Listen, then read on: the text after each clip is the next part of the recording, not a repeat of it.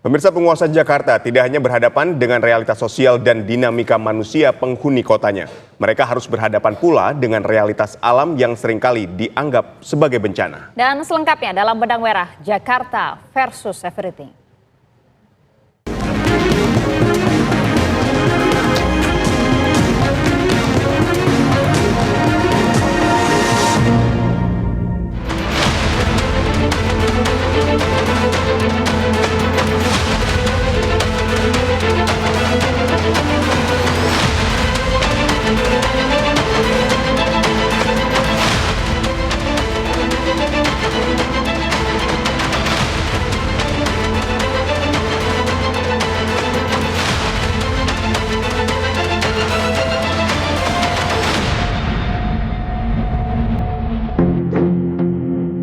Gelora pembangunan Jakarta sebagai mercusuar Indonesia di kancah dunia tidak berjalan mulus, sebagaimana cita-cita Soekarno.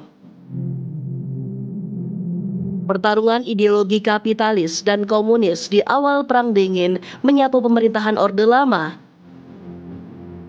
Gerakan 30 September yang dituduhkan kepada PKI meruntuhkan pemerintahan Soekarno. Orde Lama larut ditelan massa, berganti dengan pemerintahan Orde Baru di bawah pimpinan Soeharto.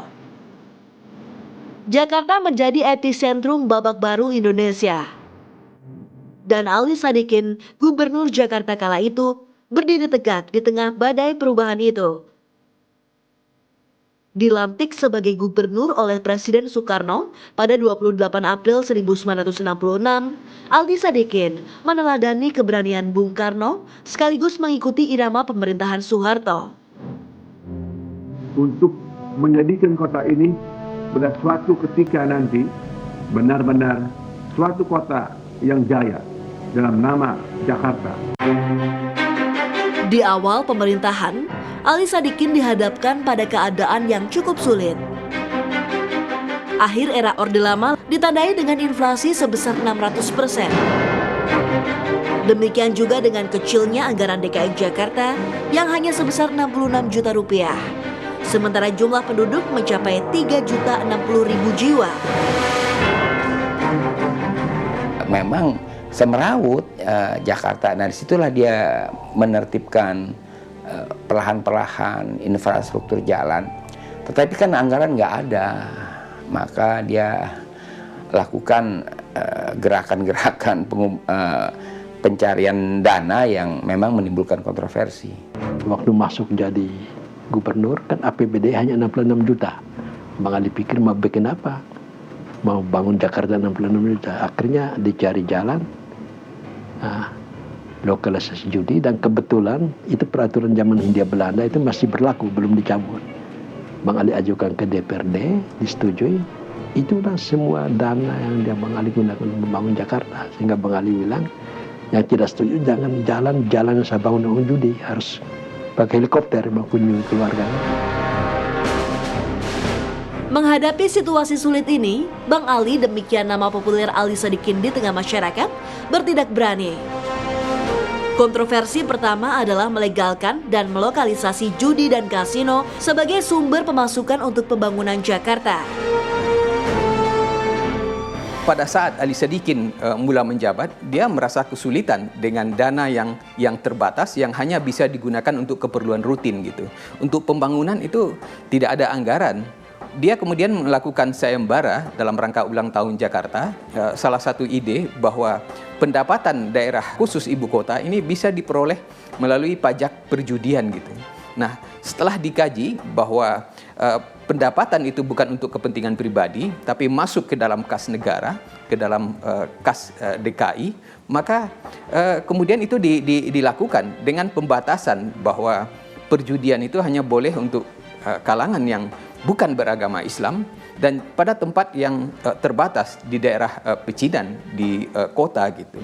Memang pajak judi, tapi untuk membangun sekolah-sekolah dasar, untuk membangun puskesmas di kampung-kampung. Dalam lingkup nasional itu puskesmas belum lengkap, Jakarta sudah membangun puskesmas lengkap dengan pos kesehatan. Sosialnya dulu disentuh. Seiring perjalanan waktu, Masa awal Orde Baru menjadi langkah berikutnya perubahan kota Jakarta. Perekonomian Indonesia di awal tahun 70-an yang mulai membaik berimbas langsung pada kota Jakarta. Pemerintahan Soeharto dengan teknokrat-teknokrat ekonomi barat mampu mengendalikan inflasi yang cukup tinggi di akhir tahun 60-an.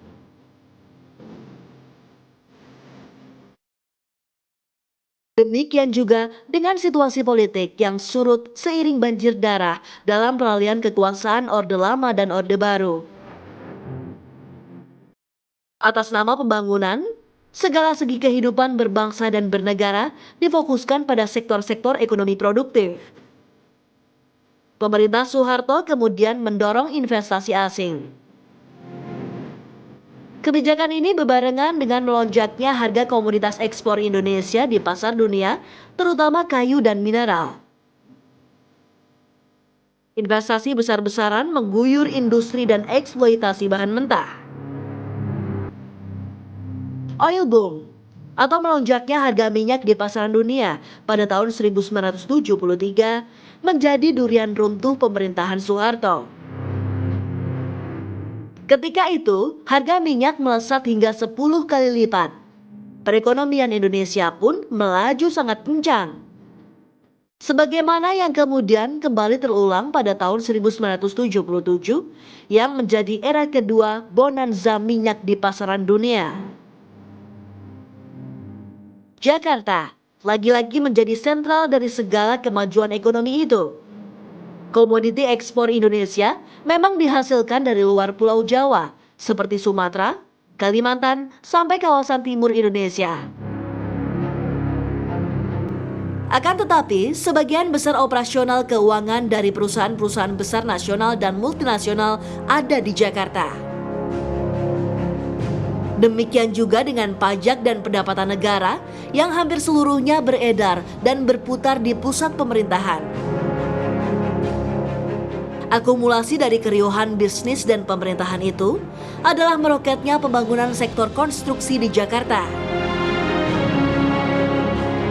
Gedung-gedung baru dibangun di berbagai penjuru wilayah yang memberi dampak besar bagi sektor-sektor perekonomian lainnya. Tidak bisa dipungkiri, Ali Sadikin adalah persembahan terakhir Soekarno untuk kemajuan Jakarta. Kemampuan Bang Ali menata Jakarta dan menyelaraskannya dengan pembangunan berjangka